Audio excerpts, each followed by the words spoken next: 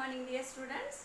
Now as per the previous lecture is considered, already we are studying the kinetic theory of gases and radiation.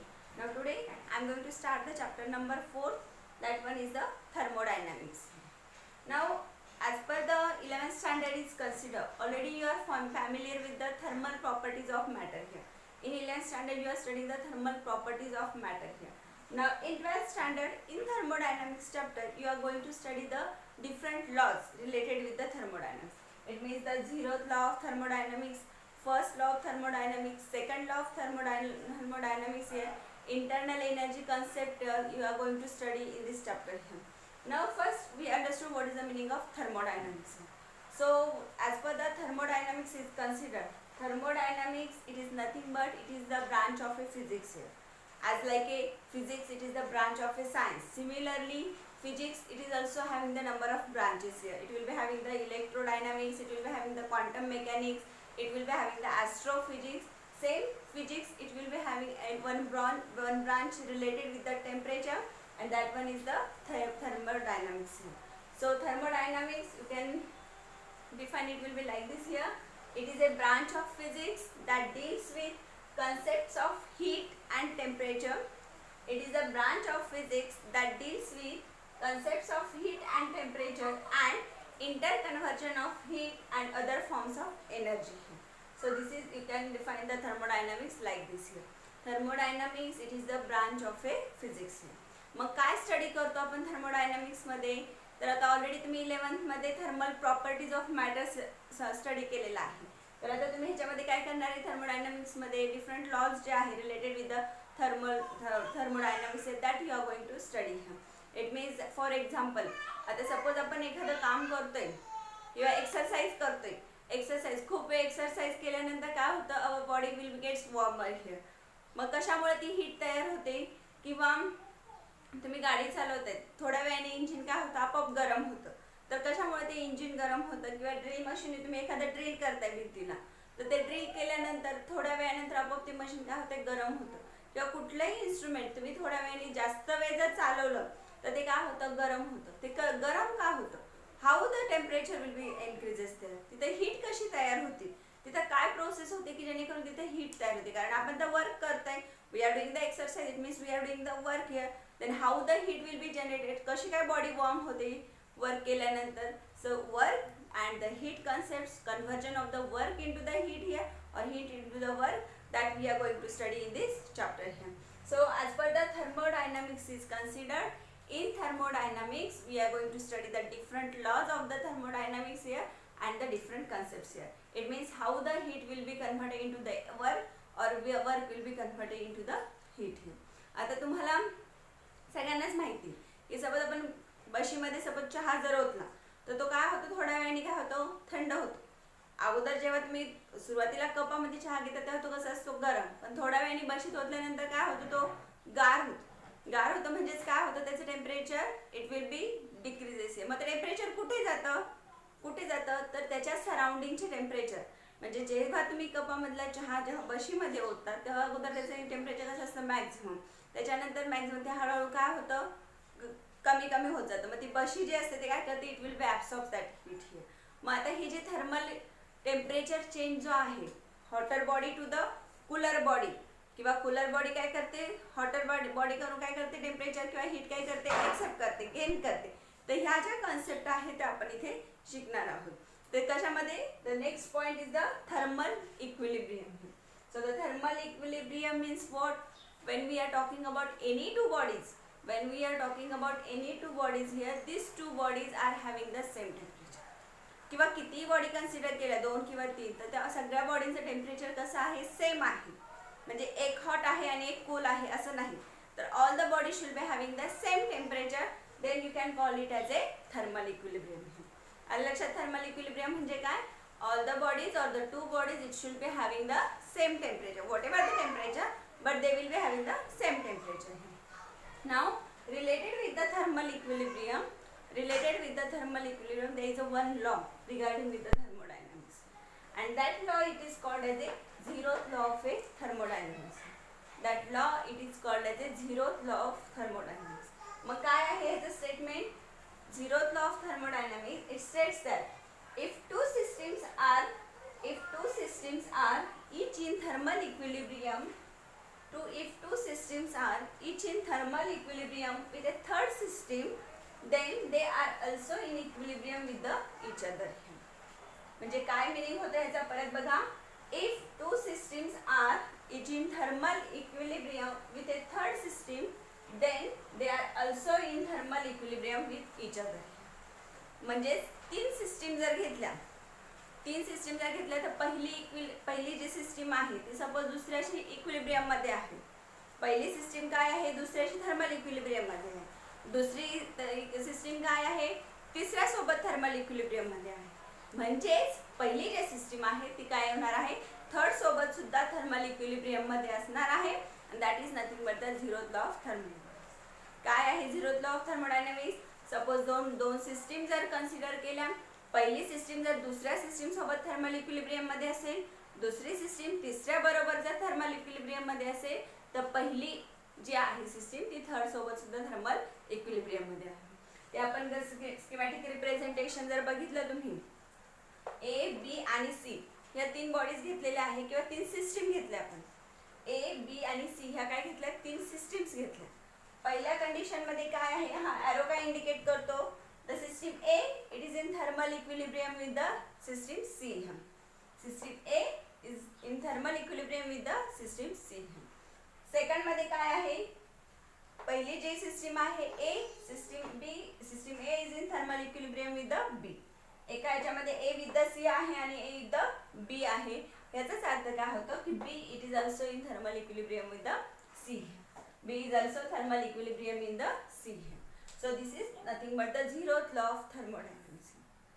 In zeroth law of thermodynamics, again look here, when the two systems are in thermal equilibrium with each, when the two systems are in thermal equilibrium with the each here, then it is also in thermal equilibrium with the third system here.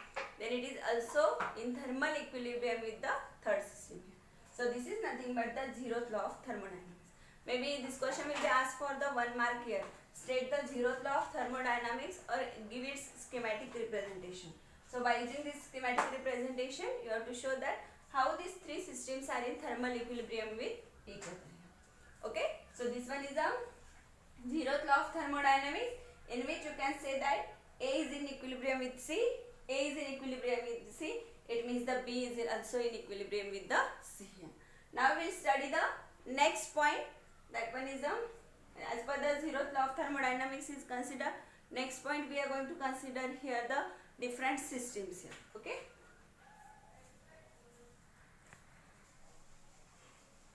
Then next topic is the heat, internal energy and work here. Now already you are familiar with this word heat here. Then new to you here it is the internal energy and the work here. Okay. Now as per the heat is considered, everybody know that the heat is always transferred from the hotter bodies to the colder bodies. म्हणजे तुम्ही एखादं ice cube घेतले, ice cube, suppose you are keeping that ice cube in the plates here, then after some time all this ice cube melts here, and it will be comes to the water here. किंवा चहा जर घेतला, चहा जर तुम्ही बशीमध्ये ओतला तर तो काय होते, आपोआप थोड्या वेळाने काय होतंय, गार होतं. म्हणजे each system will be tries to come in a thermal equilibrium condition. म्हणजे कुठल्याही सिस्टीम जर घेतल्या तर ते काय करताय, थर्मल इक्विलिब्रियमच्या कंडिशनला येण्याचा प्रयत्न करतात. थर्मल इक्विलिब्रियमला येण्याचा प्रयत्न करतात म्हणजे काय, हॅव्हिंग द सेम टेम्परेचर. म्हणजे हॉटर बॉडीज, म्हणजे सपोज चहा घेतला, चहाचं टेम्परेचर कसं आहे, जास्त आहे as compare to the surrounding. मग चहा काय होतोय की त्याच्याकडची जी एक्स्ट्रा एनर्जी आहे किंवा हीट जी आहे ती काय करते, फ्लो होते. It will be flow from the hotter bodies to the colder bodies. म्हणून तुम्ही बशी जी आहे ती थोड्या वेळाने काय होते, गरम होते. का तर त्याच्याकडे काय होते, हीट विल बी कम्स. त्याच्याशीच रिलेटेड नेक्स्ट कन्सेप्ट जो आहे तो आहे इंटरनल एनर्जी. आतापर्यंत तुम्हाला कुठल्या एनर्जी माहिती होत्या, कायनेटिक एनर्जी माहिती होती, पोटेन्शियल एनर्जी माहिती होती. आता इंटरनल एनर्जी म्हणजे काय, what is the meaning of internal energy. So the internal energy, this definition is very important here. Internal energy, it is nothing but the energy associated with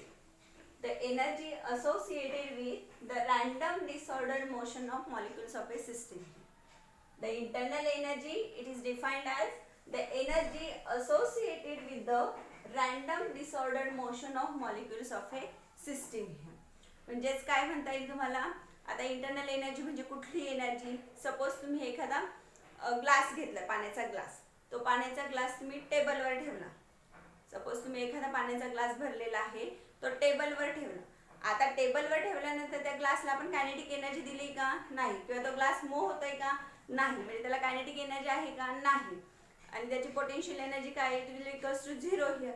मग त्याच्या ज्या पाण्यामध्ये जे मॉलिक्युल्स आहे, ॲटम्स आहेत, ते तर ऑटोमॅटिकली ते काय होत आहे, मूव्ह होतात random motion, because it is nothing but the liquid.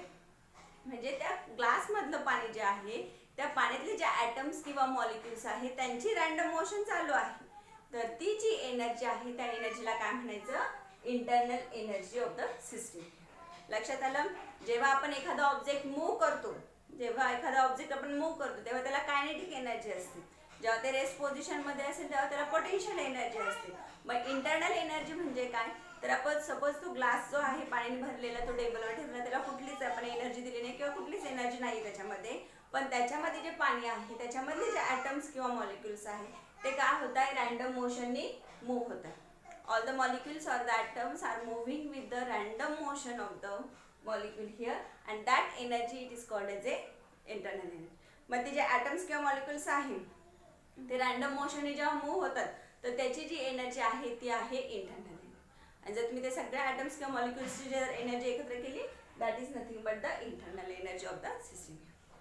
म्हणून the energy which is associated with the energy which is associated with the random disordered motion of molecules of a system here. For example, glass of water kept on a table here, in which all the atoms or the molecules which are present in that glass of water here, it will be having the internal energy. Okay, so this is the theory regarding with the internal energy. आले लक्षात. Internal energy म्हणजे कोणती एनर्जी, it is the energy which is associated with the random disordered motion of the atoms or molecules.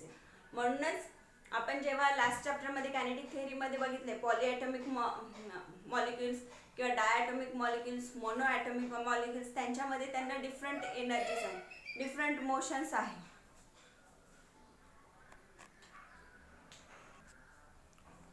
So this glass of water kept on table, it will be having the internal energy due to the random motion of the molecules of a system here. Okay. Now the next point is thermodynamic system and thermodynamic process here. आता हे काय झालं, internal energy of the matter here. आता internal energy of matter आपण बघितलं की third चॅप्टरमध्ये पॉलीॲटॉमिक molecules here, diatomic molecules. त्या प्रत्येक मॉलिक्युलला काय आहे, मोशन आहे. काहींमध्ये रोटेशनल मोशन आहे, काहींमध्ये ट्रान्सलेशनल मोशन आहे. तर त्या ज्या मोशन्स आहेत त्या प्रत्येक मॉलिक्युल्सला आहे. म्हणजे प्रत्येक मॉलिक्युल्समध्ये ते जरी रेस्ट पोझिशनला तो ग्लास ठेवलेला असेल तरी प्रत्येक मॉलिक्युल्सची काहीतरी मोशन असते, ट्रान्सलेशनल मोशन किंवा रोटेशनल मोशन, कुठलेही मोशन. तर त्या मोशनमुळे जी एनर्जी क्रिएट होते त्याला काय म्हणायचं, इंटरनल एनर्जी. मग आता जो नेक्स्ट टॉपिक आहे आपला, next topic thermodynamic system and thermodynamic process. So as per this system is considered thermodynamic system and thermodynamic process here. In this system here, thermodynamic system मध्ये आता काय काय यूज केलं होतं आपण. सपोज ग्लास ऑफ वॉटर घेतला, एखादा पाण्याचा ग्लास आहे तो जर टेबलवर ठेवला, पाण्याचा ग्लास जो आहे तो जर टेबलवर ठेवला तर काय होते, it will be tries to the comes to the thermal equilibrium condition here. मग तो जो पाण्याचा ग्लास आहे it is nothing but the system. पाण्याचा ग्लास जो आहे, ग्लासमध्ये जे पाणी आहे ते काय झालं, सिस्टीम. आणि ते ग्लासचे जे साईड्स आहे that is called as A boundary here, that is called as A boundary. आणि त्या बाउंड्रीच्या बाहेर जे वेगळं टेम्परेचर आहे that is called as A surrounding here. So as per the thermodynamic system is considered, it will be having the three parts. First one is the system in which the process will be carried out. म्हणजे system म्हणजे काय, जिथे temperature कमी जास्त होतं. जर ती hotter body असेल तर ती काय करणार, टेम्परेचर देणार त्याला, it will B loses its temperature. जर कोल्डर बॉडी असेल इट विल बी एक्सेप्ट त्या टेम्परेचर हिअर. मग त्या टेम्परेचर चेंज जिथे होतो त्याला काय म्हणायचं, सिस्टीम. आणि बाउंड्री म्हणजे काय, ज्याच्या थ्रू होतो दॅट इज बाउंड्री. आणि अदर काय आहे, आजूबाजूचं जे आहे त्याला काय म्हणायचं, एन्व्हायरमेंट किंवा surrounding. So depending upon this thermodynamic system, there are three types of the system here: open system, closed system, and the isolated system here. So we'll study one by one here.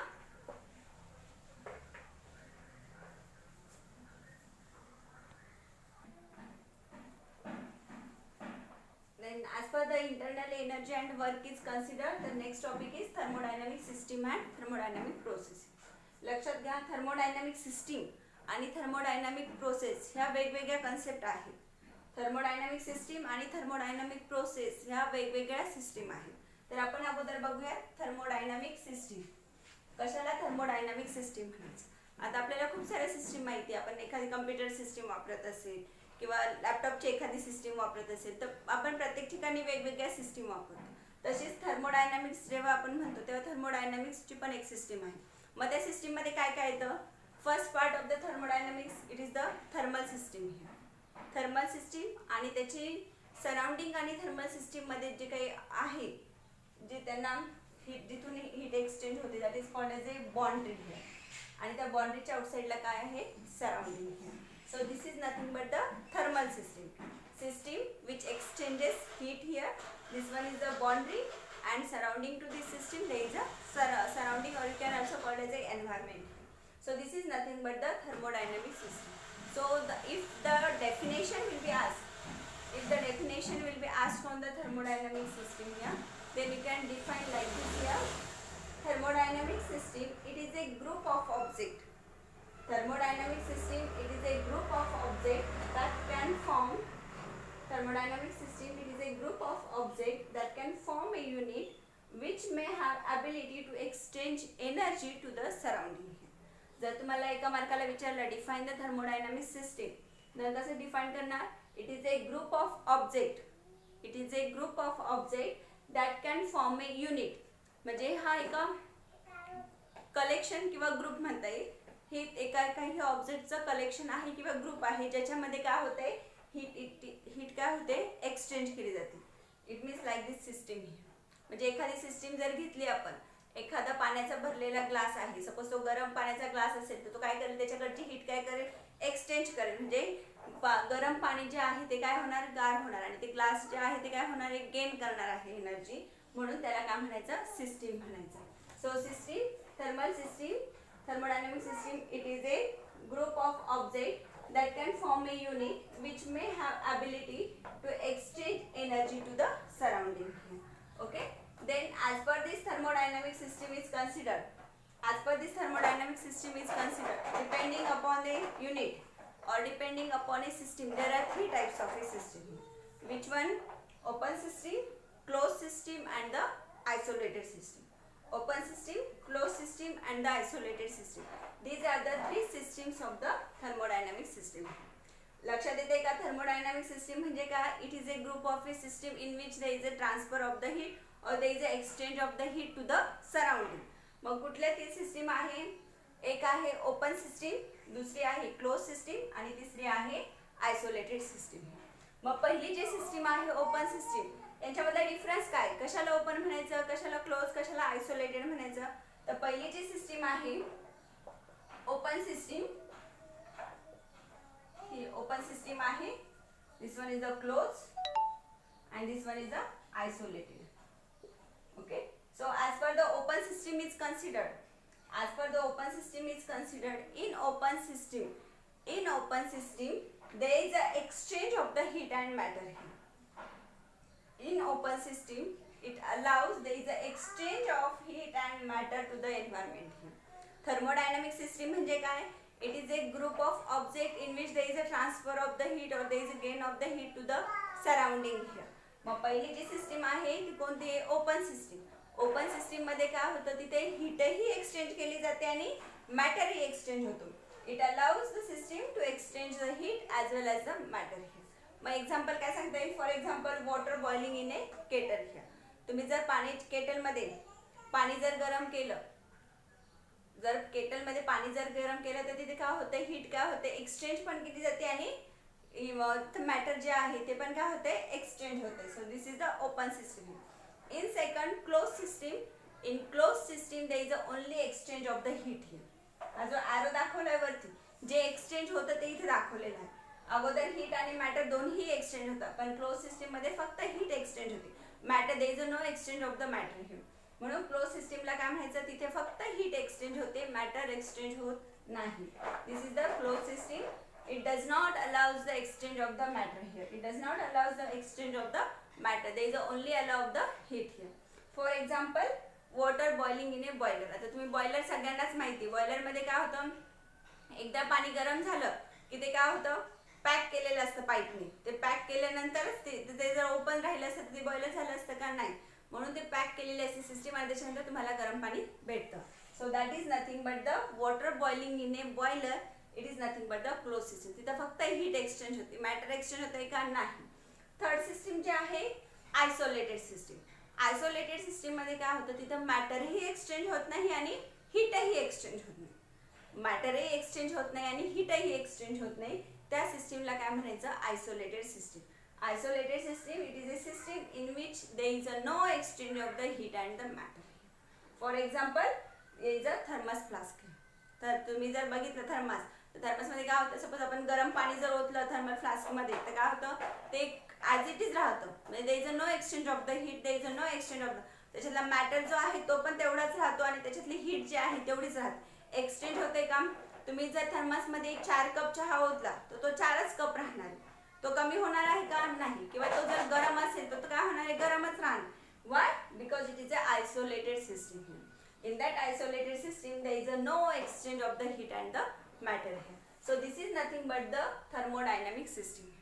Thermodynamic system म्हणजे काय, it is a group of objects that can form a unit which may have ability to exchange energy to the surrounding.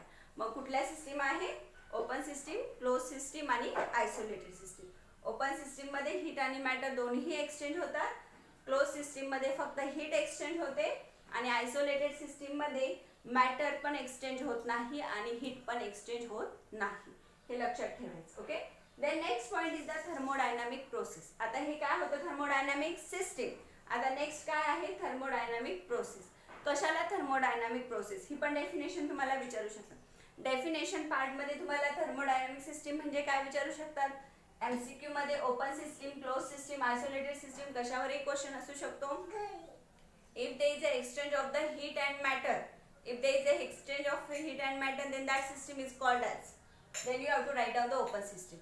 When there is a no exchange of heat and matter, that system is called as isolated system. Such type of MCQ will be asked on this topic, or maybe the definition will be asked. The next topic, thermodynamic process here. In thermodynamic process, it is defined as, it is a process in which the state of system is changed. Thermodynamic process म्हणजे काय, a system in which the state of a system is change. मग आता state of system म्हणजे कुठली, may be open system will be change to the close system, close system may be change to the isolated system. That process is called as a thermodynamic process. A process in which the state of system is change. For example, water contain in a vessel.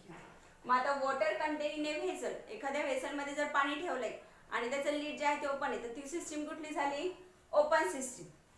कुठली झाली, open system. पण त्याचं lead जर लावलं तुम्ही आणि त्याला जर बॉईल केलं तर काय होणार आहे, त्याच्यामधलं वॉटर काय होणार आहे, बॉईल होणार आहे. पण लीड लावलेलं असल्यामुळे ते हीट एक्सचेंज होणार आहे का, नाही. म्हणजे ती हीट एक्सचेंज होईल पण त्याचं मॅटर एक्सचेंज होईल का, नाही. म्हणजे कुठली सिस्टीम झाली, close system.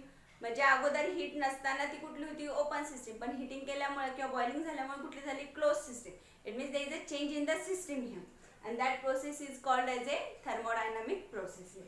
Okay, so here we are completing the point thermodynamic system and thermodynamic process.